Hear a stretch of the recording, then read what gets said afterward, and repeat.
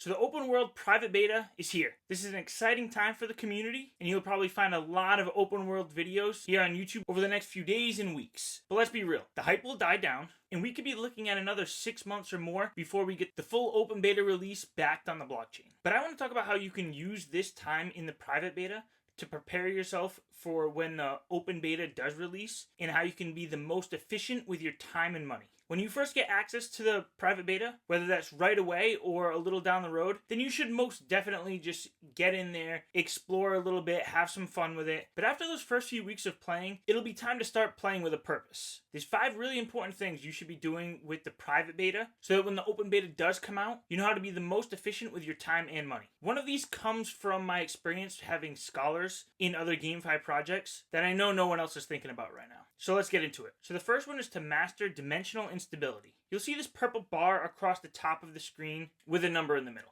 The wider that purple bar and the higher the number in the middle, the higher your dimensional stability. As you put more alluvials and stronger alluvials on the board, you'll see that purple bar shrink down and the number in the middle get lower, which means things are getting more unstable. And when things are unstable, you'll have less of an opportunity to catch the wild alluvials that you just defeated. Basically what you want to do is learn how to defeat the wild alluvials with your weakest possible team.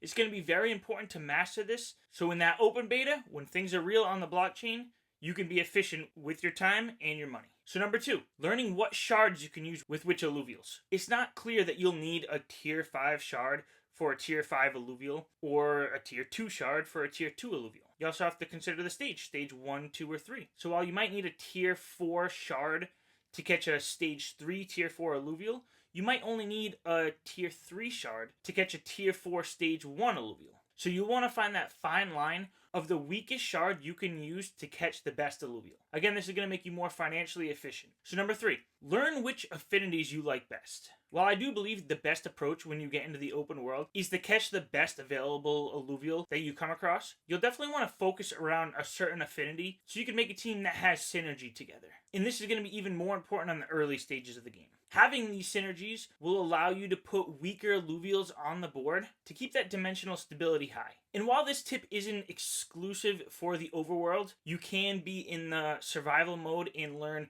which types you like best. The overworld is going to keep things a little more realistic. Because if you just want to focus on fire types because you want to build a team around a ram fire, that might be unrealistic in the overworld, at least for most people. That's going to take a lot of time and or money to have a team based around a ram fire, at least in the early stages. So basically when you do get into an encounter and you have a couple of alluvials that you think are about equally as rare, choose the alluvial that synergizes best with the team you have. And number 4, explore every crevice of this region. Shoot everything, scan everything, don't pass up on any opportunity. You'll want to learn the map, where you're going, and what you should be looking for. It might be a little frustrating when you get into the open beta and you're actually paying money to travel to these regions, and you get in there and you're unsure what you're doing. You're wandering around, you're not sure what you need to shoot, what you need to scan. So this private beta is going to be that time. So I would go out there and I'd start scanning everything. Instead of just going right into the encounter, scan as much as you can. Get a mental database of what you could find from each area of the region or each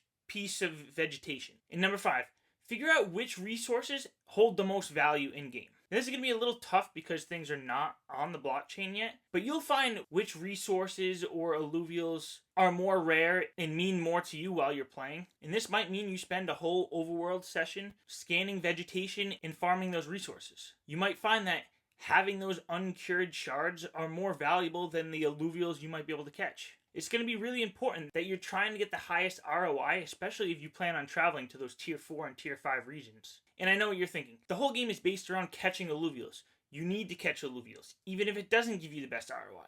And you might think just farming these resources is just not that fun. But hear me out. There is a reason for this. There's a very good chance that it's going to be possible to get sponsees or scholars, whatever you want to call it, who are willing to help you play this game in exchange for making a small return in the game. So if you learn that farming these resources and just looking for these shards gives you the highest ROI, and this might be something that you have one of your sponsees focus on. So you could load up an account for them with shards and fuel to travel, and you have them go out and farm these resources while you go out and you play the game the way that you think is going to be the most fun. And the sponsees you have might be willing to go out and spend a few sessions in the overworld farming resources for you in order to get a small return so that they can put it into their own account and go out and catch these alluvials. So I wouldn't feel like you're taking advantage of anyone. You might be giving somebody an opportunity to play the game at a higher level that they wouldn't have had on their own. With all this being said, if you just load up the game and you want to have fun and not think too much about it, I don't blame you one bit. But I'm going to be focusing on what I can figure out to make sure I get the highest return on investment when the main game comes out.